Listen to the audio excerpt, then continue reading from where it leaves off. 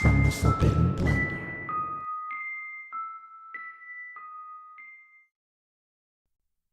Once upon a time, a long, long time ago, there was a man. This man lived in a big, bustling city. Everything around him was very fast and very loud. Carts rolled by at breakneck speed.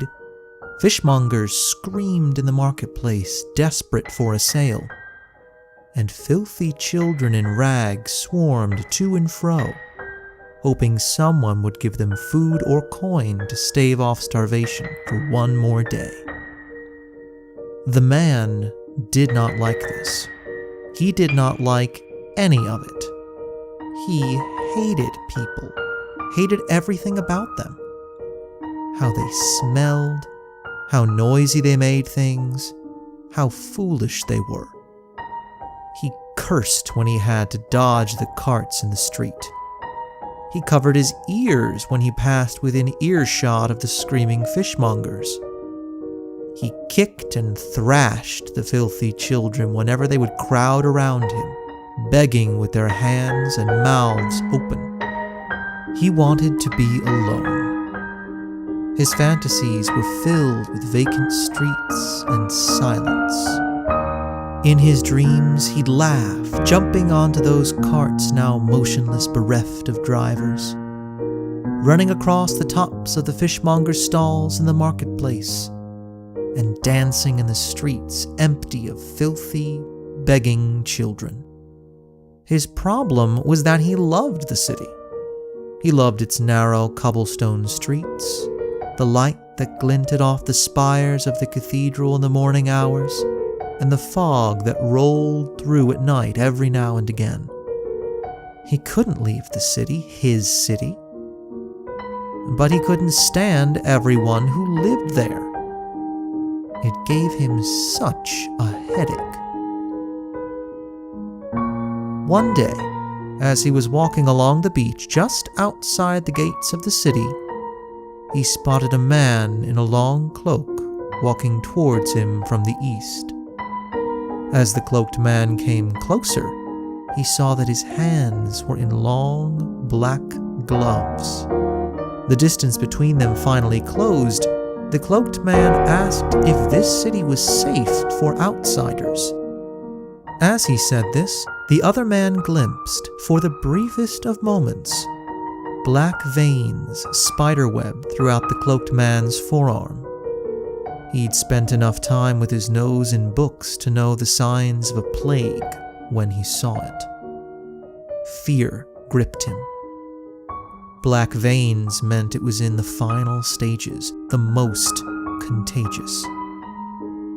But then, the wheels in his head began to turn. Opportunity.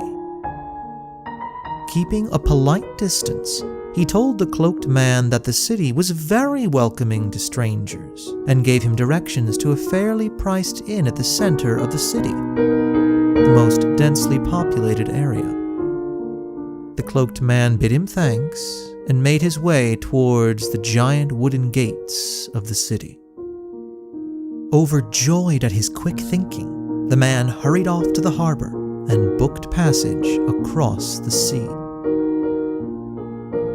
Once he reached the continent, the man explored it far and wide.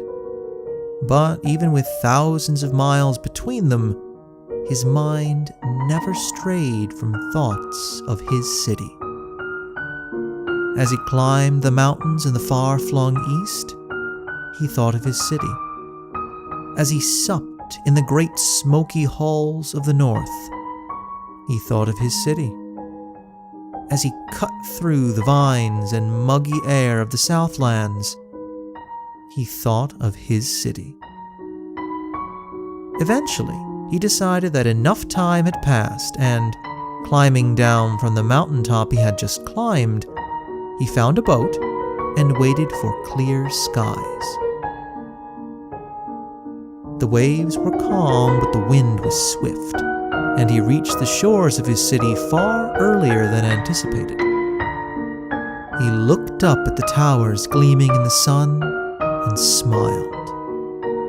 He stepped onto the sand, let his ship drift off into the open sea, and began his short journey to the large gates of his city. When he reached the gates, he saw them slightly ajar and no guards in sight. He smiled. When he walked into the city, he saw the hastily scrawled banners warning of sickness. He smiled wider.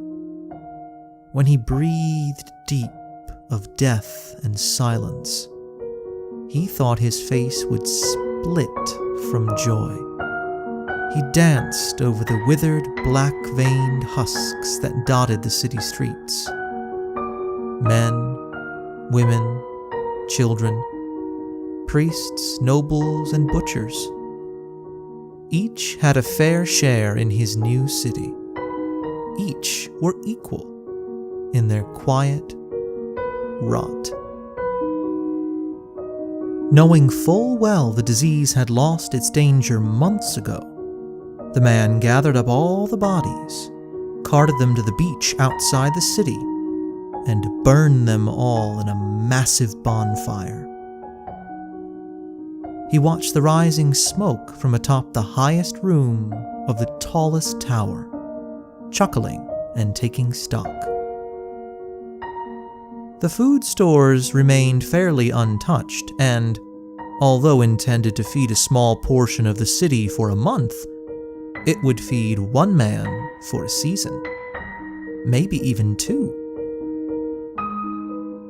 The weeks that passed were the best days of the man's life. Reading alone in the royal library, walking quietly down the cobblestone streets, watching the waves crest from atop the high towers and seeing the sun get swallowed up by the horizon. He felt like he could die from satisfaction. But the sudden thought of death poured ice-cold water down his spine. He had traded the lives of thousands and his soul for his happiness. How he would spend eternity became a terrifying question. In his desperation, he devised a plan. Feeling out of reach of God's salvation, he would appeal to darker forces. It would not be God's task to take his soul, but the devil's. And he knew how prideful the devil was. If he could flatter him with a gift, offer him something fantastic, something of more value than his soul, he could stay here, in his city, eternally. His hands were already red with the blood of a city. More stains would hardly make a difference. He started by gathering up the scorched bones on the beach. He organized them neatly by age, sex, and size. Satisfied, he transported them into his city, stole them away into a secret place, then started the next step. Employing men who cared more for coin than the state of their souls was simple, but it took a great deal of coin. Thankfully for the man, in his travels, through luck and hard work, the small fortune he'd started with had grown to dizzying heights. Well compensated and informed of their task, the men he'd hired departed from his city to parts unknown. As the days passed, one by one the men started to trickle back into the city. They each carried oddly shaped sacks on their backs. Some bore the weight of their cargo effortlessly. Others seemed to visibly struggle with them. Regardless, each man presented his bag to their employer, then spirited away again. More time passed, and the familiar faces of the men appeared in the large gateway of the city once more, each with a sack over their shoulders. This cycle continued for some time. When the man was satisfied with the contents of all the bags he had collected, he doubled the men's pay to guarantee silence and dismissed them all. He then disappeared into the depths of the city, not to be seen for months. When he finally emerged, unshaven, filthy, and sleep-deprived, he bore a look of ecstatic contentment. He knew his soul was safe. There was but one thing left to do. He looked out at the sea from atop the tallest tower, smiling. He glanced at cold, unyielding cobblestone streets below. Then, without a care in the world, he jumped. Seconds later, the sound of his body making contact with the ground shattered the silence of the now empty city. Rising from the ground, the man gave pause at the surreal sight of his own mangled and pulverized body in front of him. As fixed as he was on his previous body decomposing, he could feel a presence behind him.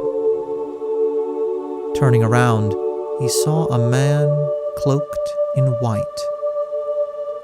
Light seemed to radiate off of the cloaked man like a torch in a cave.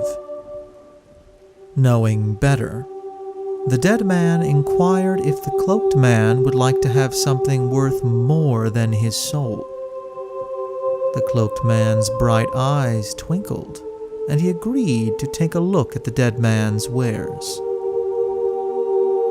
The dead man led the cloaked man through corridor after corridor, down stairwell after stairwell, until they'd arrived at the most ancient part of the city, the catacombs.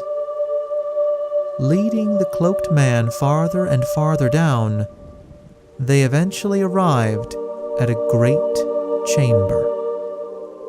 It was enormous. It had to be, to fit it all. All the bodies arranged in carts careening down streets, bodies arranged with limp arms weakly grasping at fish in stalls, their mouths open to silently scream for a sale. Tiny bodies arranged in rags, their vacant eyes and outstretched hands pleading for a coin. Every scene that could be found in a city was recreated in the chamber, silently, lifelessly. The chamber beamed white with the polished, scorched bones that made up every single structure from the city recreated. The chamber was a beautiful, disgusting, precise, wretched masterpiece. The cloaked man walked about the dead display, inspecting and enjoying every little detail. When he was finished, he returned to the dead man. The dead man spoke. "I have given you this gift in exchange for the safety of my soul." The cloaked man spoke. "Yeah, that's not how this works." And, grabbing the dead man by his spectral throat, dragged him straight down to hell.